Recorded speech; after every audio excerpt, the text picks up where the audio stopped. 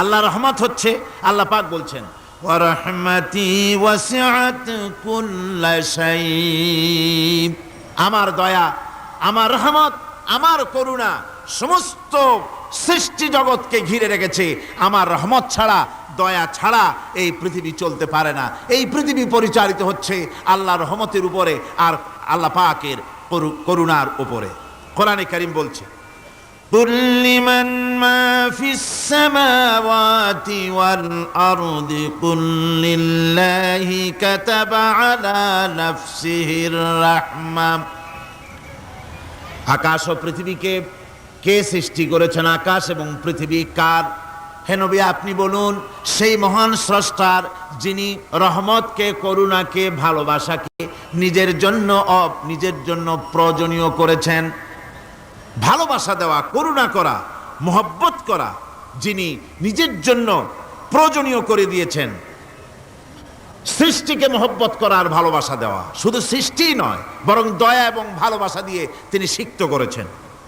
আল্লাহর তাবৎ সৃষ্টির দিকে তাকালে, আল্লাহর পুরা সৃষ্টি জগতের দিকে যদি আমরা তাকাই, তাহলে আমরা দেখতে পাবো যে সমস্ত কিছুই, যা কিছু আমরা দেখতে পাই, এ সব কিছুই আল্লাহ পাক একটা কুদরত দিয়ে, রহমত দিয়ে, মহব্বত দিয়ে, স্নেহ দিয়ে তিনি সৃষ্টি করেছেন মানুষের জন্য, সৃষ্টি জগতের জন্য।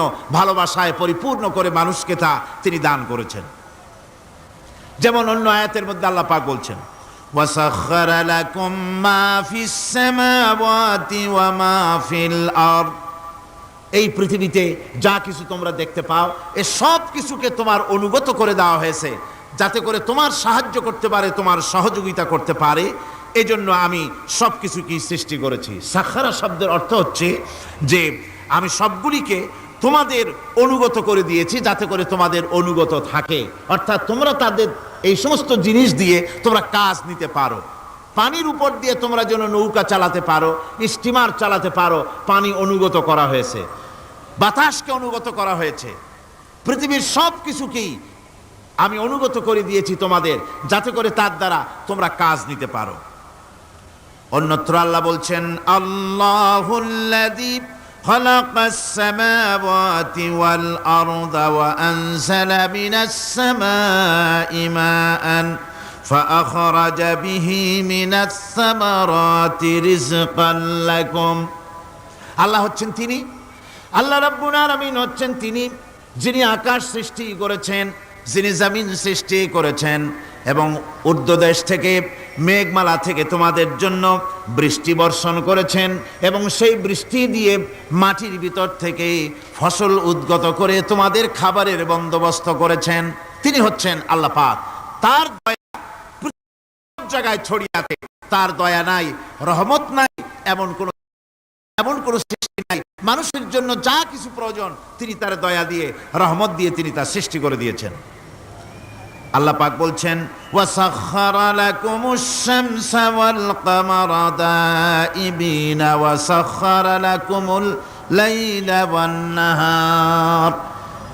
যিনি চন্দ্র সূর্যকে সৃষ্টি করেছেন এবং এগুলিকে নিয়ন্ত্রিত করেছেন, চাঁদ সূর্যকে সৃষ্টি করে নিয়ন্ত্রিত করে দিয়েছেন, তোমাদের সমস্ত প্রয়োজন তিনি মিটিয়ে দিয়েছেন। দেখুন, চাঁদ এবং সূর্যকে আল্লাহ পাক সৃষ্টি করেছেন এবং একটা রহমত, একটা কুদরত সেই চাঁদ সূর্যের মধ্যে দান করেছেন। সূর্য যেখানে আছে, এটা যদি আল্লাহর দয়া না থাকতো, শুধু তাপ দেওয়ার জন্য সৃষ্টি করতেন আর মানুষের কল্যাণের দিকটা যদি চিন্তা না করতেন, তাহলে সমস্যা হয়ে যেত। সূর্য যেখানে আছে, বিজ্ঞানীরা বলেছেন তার থেকে যদি কিছু নিচে নেমে আসতো, তাহলে গোটা পৃথিবী জ্বলে পুড়ে ভস্ম হয়ে যেত। আর যেখানে আছে তার থেকে সূর্য যদি কিছু উপরে উঠে যেত, তাহলে গোটা পৃথিবী হিম শীতল হয়ে, পৃথিবী ফ্রিজ হয়ে যেত, মানুষ প্রাণী জগৎ মরে সব শেষ হয়ে যেত। চাঁদ যেখানে আছে, এই চাঁদ তার জায়গা থেকে কিছু উপরে যদি উঠত, তাহলে পৃথিবী মরুভূমি হয়ে যেত।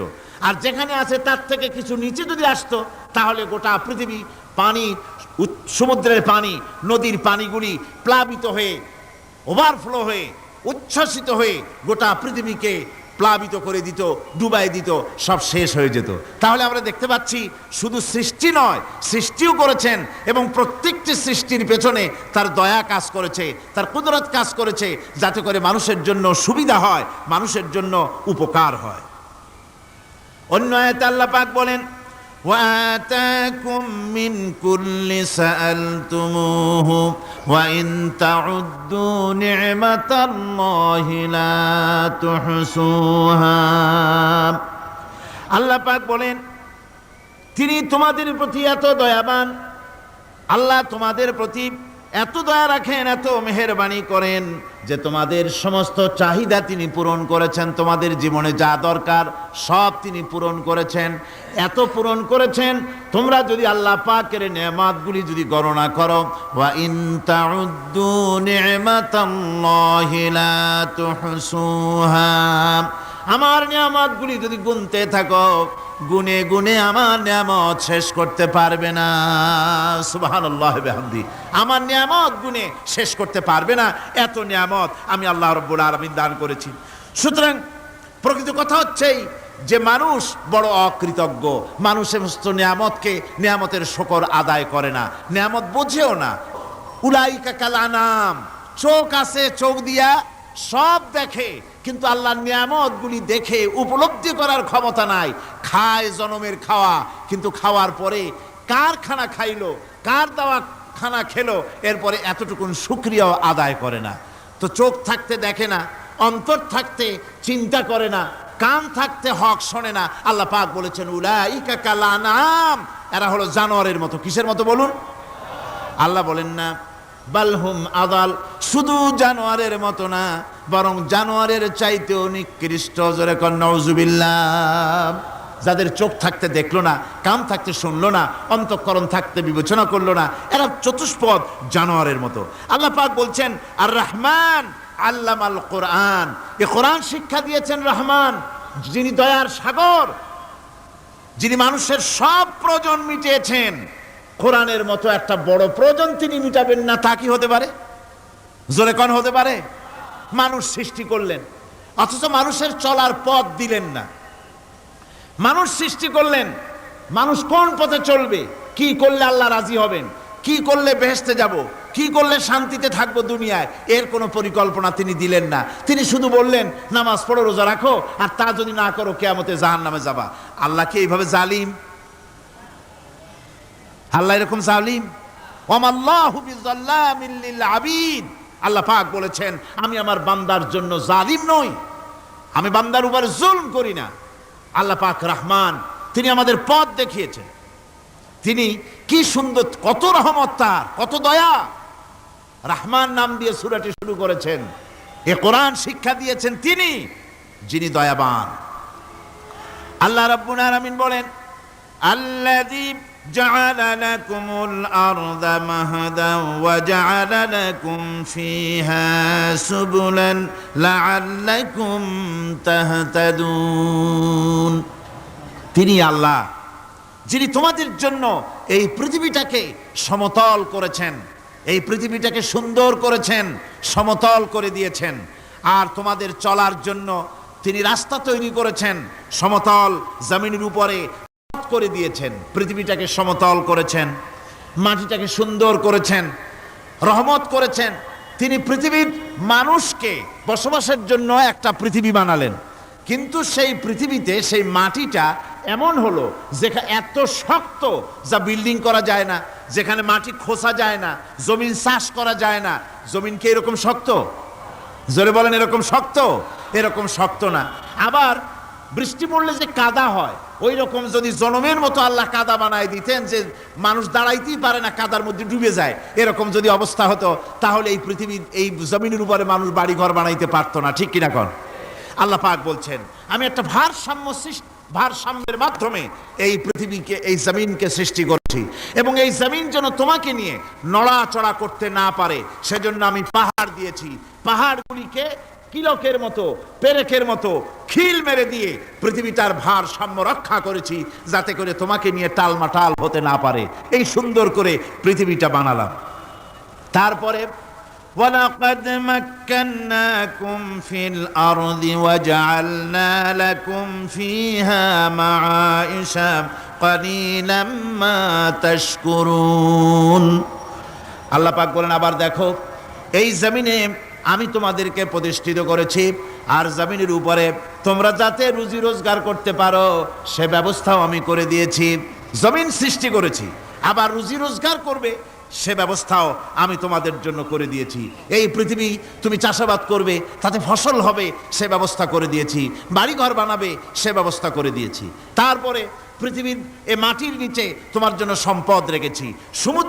সমুদ্রের ভিতরে, নদীর ভিতরে, সেখানেও তোমার জন্য সম্পদ রেখেছি। আমি রহমান সব প্রয়োজন মিটিয়েছি। শুধু এর জন্য নয় যে সৃষ্টি করলাম, ইবাদত করলাম আর জাহান্নামে পাঠিয়ে দিলাম, তা তো না। তোমাকে আমি সৃষ্টি করেছি, তোমার প্রয়োজন, যত প্রয়োজন তোমার ছিল জীবনে, সমস্ত প্রয়োজনগুলি আমি মিটিয়েছি। আল্লাহ পাক বলছেন, ওয়া হুয়াল্লাযী সাখখারাল বাহরা লিতাকুনু মিনহু লাহমান তারিয়ান ওয়া তাস্তাখরিজু মিনহু হিলিয়াতান তালবাসুনাহা। আল্লাহ পাক বলেন, এই সমুদ্রকে আমি আল্লাহ তোমার নিয়ন্ত্রিত, তোমার নিয়ন্ত্রণাধীন করে দিয়েছি সমুদ্রকে, আর তার ভিতরে তাজা মাংস, তাজা গোশত তোমার জন্য রেখেছি, খাবার রেখেছি। আবার তুমি পরিধান করতে পারো এমন জিনিসও, ব্যবহারের জিনিস সমুদ্রের মধ্যে রেখে দিয়েছি। তার মানে হলো সমুদ্রের ভেতরে, তার ভিতরে মাছ রয়েছে, টাটকা মাছ আছে, মণিমুক্তা আছে। স্থলভাগে পৃথিবীর মাটির উপরে যত জিনিস আছে, যত নিয়ামত আছে, সমুদ্রের তলদেশে তার কোনো অংশে কম নাই, বরং তার থেকে আরো বেশি আছে। মাটির উপরে যত নিয়ামত আছে, সম্পদ আছে, মাটির তলায় তার থেকে কোনো অংশে কম নাই। অনেক নিয়ামত মাটির তলায় আছে, খনিজ দ্রব্যগুলি মাটির তলায় থাকে। সমুদ্রের তলদেশে অসংখ্য নিয়ামত আল্লাহ রাব্বুল আলামিন রেখেছেন। বলছেন, আমি হচ্ছে রহমান, আমার দয়ায় ভরা, আমি তোমার সমস্ত প্রয়োজন আমি আমার দয়া দিয়ে আমি মিটিয়েছি। আমার ভাইরা, আল্লাহ সুবহানাহু ওয়া তাআলা তিনি হচ্ছেন রহমান, তিনি হচ্ছেন রহমান। জোরে বলেন, তিনি কি? দয়ার সাগর, যিনি মানুষের সমস্ত প্রয়োজন মিটিয়েছেন, তিনি কোরআন অবতীর্ণ করেছেন। আমি আল্লাহর দয়ার কথা, রহমান শব্দের ব্যাখ্যা আপনাদের সামনে করে সামনে এগোচ্ছি। আল্লাহ পাক বলছেন যে আমি এই পৃথিবী সৃষ্টি করলাম, মাটিতে তোমাদের জন্য চতুষ্পদ জন্তু সৃষ্টি করেছি, বাতাসের উপরে পাখিরা সাঁতার কাটছে, আর পানির ভিতরে মৎস্যরাজি রয়েছে। এ সমস্ত প্রাণীগুলির আত্মরক্ষার জ্ঞান আমি দান করেছি। তারা তোমাদের জন্য উপকার করে।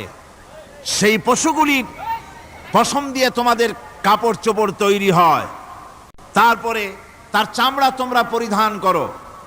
এই পশুগুলিও তোমাদের জন্য আমি এক নিয়ামত হিসেবে দিয়েছি। ওয়াল্লানআমা খালাকাহা লাকুম ফিহা দিফউন ওয়া মানাফিউ ওয়া মিনহা তাআকুলুন।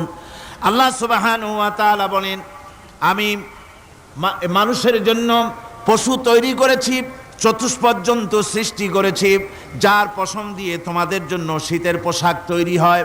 আপনারা যে এই যে চাদর গায়ে দেন, কম্বল গায়ে দেন, এগুলো কার পশম? পশুর পশম। পশুগুলির, জন্তুগুলির পশম দিয়ে আপনাদের জামা কাপড়গুলি তৈরি হয়। তারপরে এই পশু আপনাদের জন্য বাড়িতে পাহারা লাগায়। আল্লাহ পাক বলছেন, এছাড়া এই পশুগুলি আমি এমন নিয়ামত দান করেছি সমুদ্রের ভিতরে, জমিনের উপরে, মাটির তলায়, আবার আকাশের উপরে, জমিনের উপরে বিচরণশীল জীবগুলিও তোমার জন্য তৈরি করেছি। وَتَحْمِلُ أَثْقَالَكُمْ إِلَى بَلَدٍ لَمْ تَكُونُوا بَالِغِيهِ إِلَّا بِشَقِّ الْأَنفُسِ। আল্লাহ পাক বলেন, এই পশুগুলি তোমাদের আরো অনেক উপকারে আছে। তোমাদের বোঝাগুলি, বড় বড় বোঝাগুলি তারা এক শহর থেকে আর এক শহরে, দূর থেকে দূরান্তরে পিঠে করে তারা বহন করে নিয়ে যায়, যা তোমরা বহন করতে পারতে না। তোমাদের জন্য দারুণ কষ্ট হতো, মুসিবত হতো। এই ধরনের বোঝাগুলি, পশুগুলি তোমাদের জন্য বহন করে নিয়ে যায়। গাধা, ঘোড়া, হাতি, আপনারা আপনাদের বোঝাগুলিকে, বিরাট বিরাট বোঝা যা টানতে ট্রাক লাগে, মানুষের জন্য কষ্ট হয়, এই বোঝাগুলিও এই পশুর দ্বারা আল্লাহ পাক বহন করায় থাকেন। আল্লাহ পাক বলছেন, ইন্না রাব্বাকুম লারাউফুর রহিম, নিশ্চয়ই তোমাদের রব, তিনি তোমাদের প্রতি অত্যন্ত দয়াশীল, তার দয়া পৃথিবীর চতুর্দিকে ছড়িয়ে আছে। তিনি আমাদেরকে এ কোরআন নাজিল করেছেন, এ কোরআন আমাদেরকে শিক্ষা দিয়েছেন এমন এক রহমান যার দয়া পৃথিবীর চতুর্দিকে সর্বত্র ছড়িয়ে আছে। আল্লাহর দয়া চতুর্দিকে কি ছড়িয়ে আছে কোন?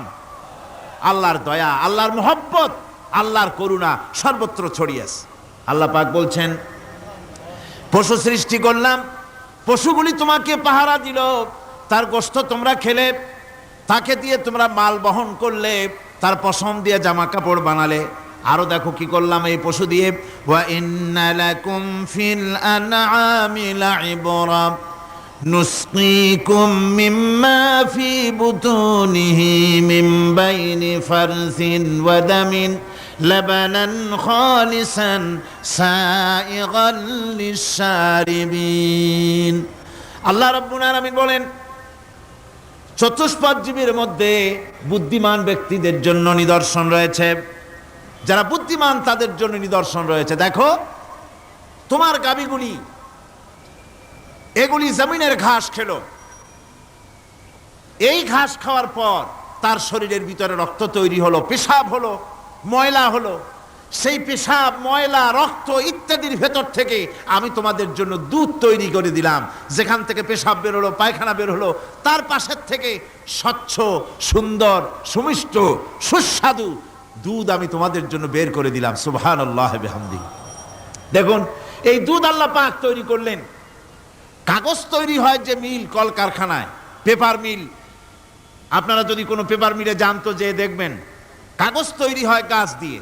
এই গাছগুলি মিলের মধ্যে, মেশিনের মধ্যে ঢুকানো হয়, মেশিনের ভিতরে গাছটা ঢুকে মেশিনের তাপে, বৈদ্যুতিক তাপে এই গাছগুলি গলে যায়, পানি হয়ে যায়। তারপরে ছাকনা থাকে, নেট থাকে, কয়েকটা নেট থাকে, সেই ছাকনাগুলির ভিতর থেকে ছেঁকে এরপরে সেই পানিটা চলে আসে প্লেটের উপরে, এসে আস্তে আস্তে শক্ত হতে হতে সেটা কাগজে পরিণত হয়ে যায়। পানিটা আস্তে আস্তে কাগজে পরিণত হয়ে যায়। তো এই কাগজ তৈরি করতে গিয়ে কাগজটা থেকে যে ছাকনাগুলি দেওয়া হলো, নেট দেওয়া হলো, যাতে করে কোনো আবর্জনা না যায়, সেজন্য এতগুলি নেট সিস্টেম আছে, এতগুলি ছাকনার সিস্টেম আছে। কিন্তু তারপরেও এত সাবধানতা সত্ত্বেও আমরা দেখি কাগজে লিখতে গেলে কাগজের মধ্যে নিপের সাথে অ্যাক্সিডেন্ট হয়ে যায়, এ ধরনের আবর্জনা কাগজের মধ্যে দুই একটা থেকে যায়, অনেক কাগজের মধ্যে এরকম পাওয়া যায় কিনা ভাই? এবার আপনি দেখেন, কাগজ তৈরি করার জন্য মিল কলকারখানার ভিতরে, পেপার মিলে এতগুলো নেটের ব্যবস্থা থাকে, ছাকনার ব্যবস্থা থাকে, তারপরেও আবর্জনা কিছু কাগজের মধ্যে চলে আসে, দুই একটা থেকে যায়। কিন্তু ঘাস খেলো, কুটা খেলো, খড় খেলো, ভুসি খেলো, তুষি খেলো, গাবিতে খেলো, খাওয়ার পরে আল্লাহ রাব্বুল আলামিন এ দিয়ে দুধ বানালেন, এ দিয়ে পায়খানা হলো, পেশাব হলো, রক্ত হলো। দুধ যখন দহন করলেন, দুধ দহন করার সময় একটা ঘাসের কণাও কি তার মধ্যে পেয়েছেন? পাওয়া গেছে? যায় নাই। অথচ দুধ থাকে যে বাটের মধ্যে, ওটা কি বলেন? ওলান বলে নাকি? যে ওলানের ভিতরে দুধ থাকে, ওইটা কাটে দেখেন, জবাহ করে, গরু জবাহ করে ওলানটা কাটে দেখেন, ওর ভিতরে কোনো নেট আছে, কোনো জাল আছে, কোনো ছাকনার ব্যবস্থা আছে? কিচ্ছু নাই। সুবহানাল্লাহ কইতে ইচ্ছে করে না ভাইরা?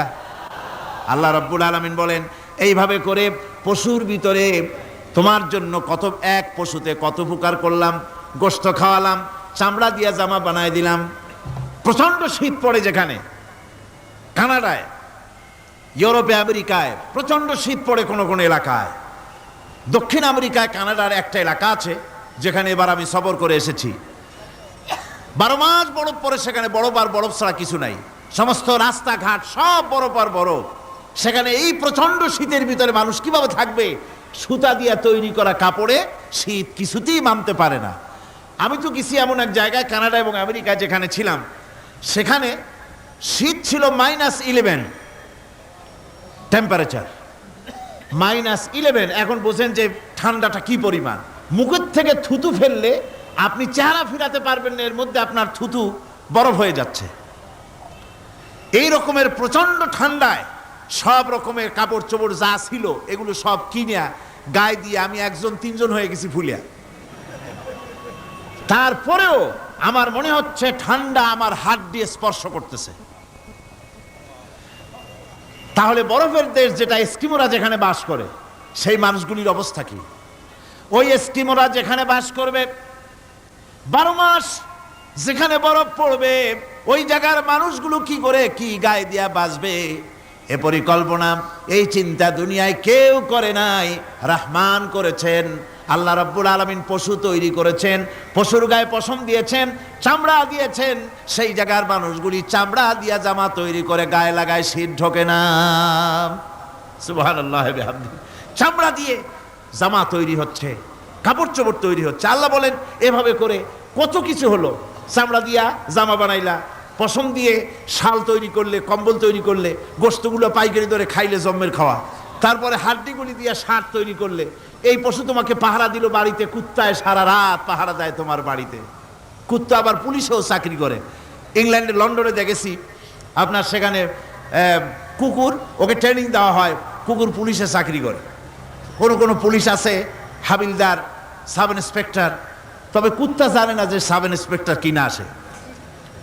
বিভিন্ন বিভাগ তাকে দেওয়া হয়েছে এবং তারা এত নির্ভরযোগ্য, শুধুমাত্র চোরের ছবি আর তার ব্যবহৃত জামা কাপড় একটুখানি নাকে শুকায় দেবে কুত্তাকে, পুলিশ আর যাওয়া লাগবে না। এই কুত্তা পুলিশই যথেষ্ট। খুঁজা চোর যদি একবার তার নজরে এসে যায়, আর ছাড়াছাড়ি নাই, তাকে হাজির করবে, পুলিশের সামনে এনে হাজির করবে।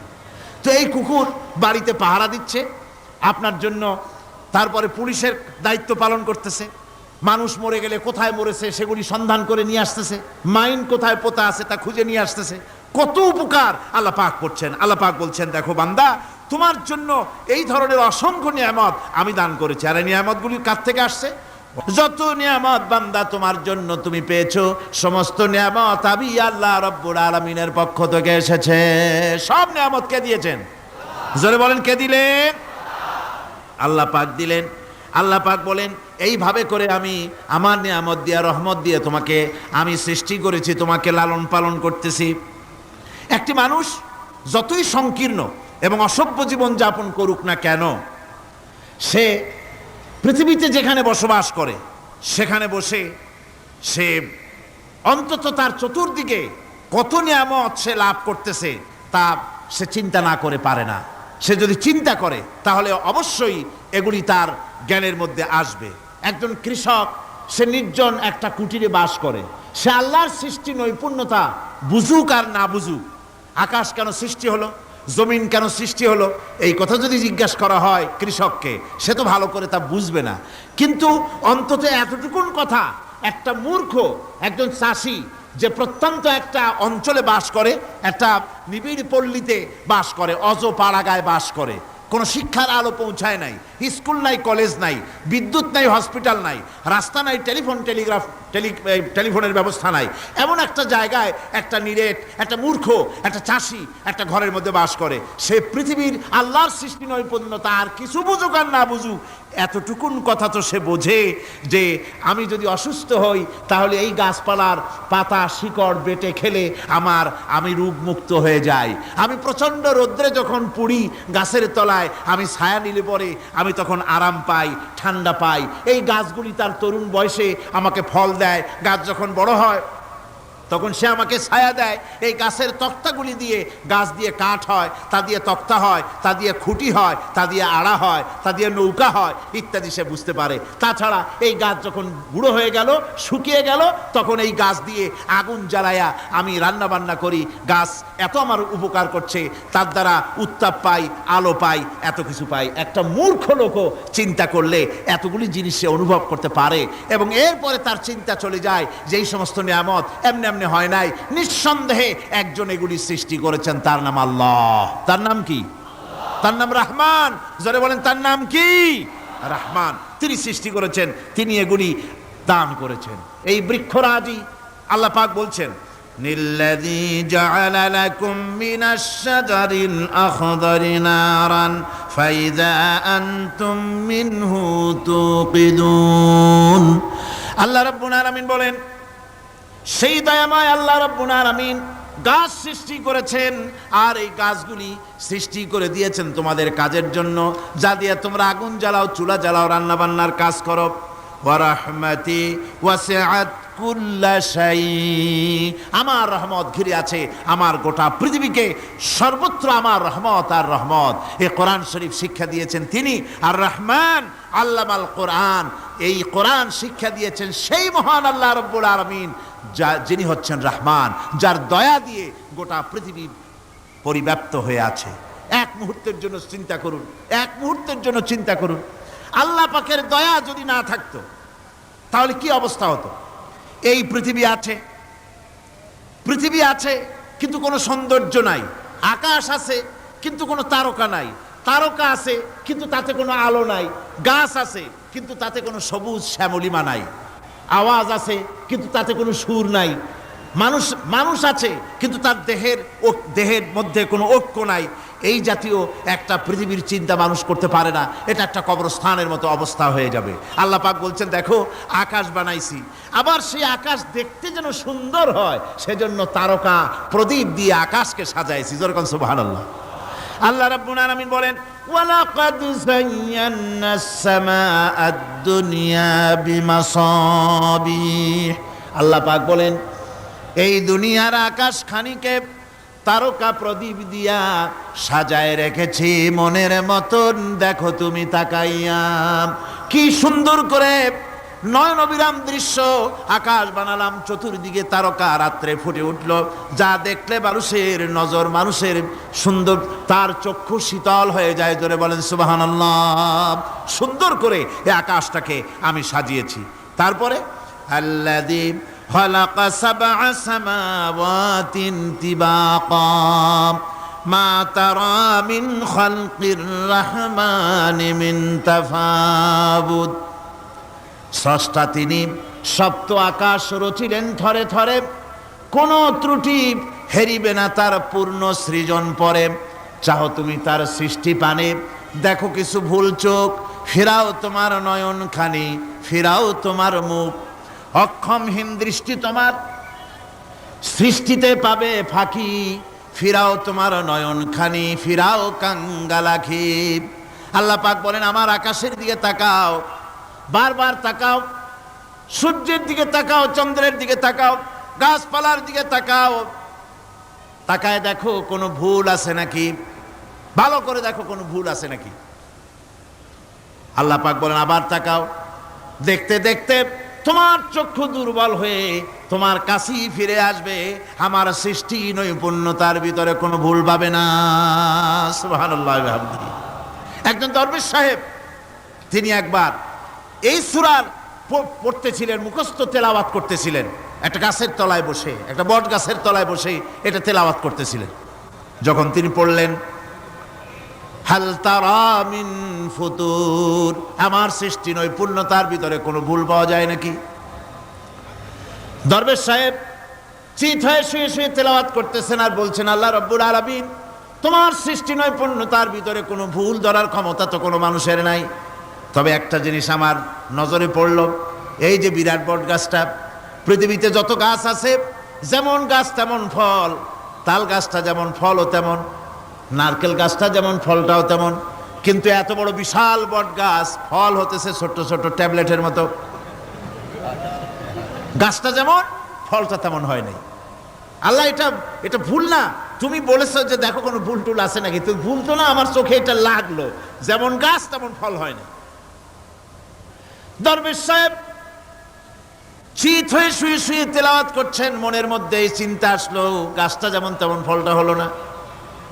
দরবেশ সাহেব বলেন, এই চিন্তা করতেছি, হঠাৎ করে একটা দমকা হাওয়া বয়ে গেল, ডালে ডালে বাড়ি লেগে গেল, একটা আদা পাকা বটের ফল অনেক উপর থেকে বৃন্তচ্যুত হয়ে চট করে এসে আমার নাকের উপরে ফট করে পড়ল। নাকের উপরে এমন ভাবে পড়ছে, নাকটা জ্বলে উঠছে। আমি সেজদায় পড়ে গেলাম। দরবেশ সাহেব বলেন, আমি সেজদায় পড়ে গেলাম। চোখের পানি ফেলে আল্লাহর দরবারে মাপ চাইলাম, বললাম রব্বুল আলামিন, তোমার কোনো জিনিসের ভিতরে কোনো খুঁত নাই, নিখুঁত জিনিস তুমি বানাইছো, কোনো ভুল নাই। আমি চিন্তা করেছিলাম নারকেল গাছ যেমন তার ফলও তেমন, তাল গাছ যেমন তার ফলও তেমন, বট গাছটা যেমন তেমন ফল। আমার আন্দাজ মতো, আমার চিন্তা মতো যত বড় বট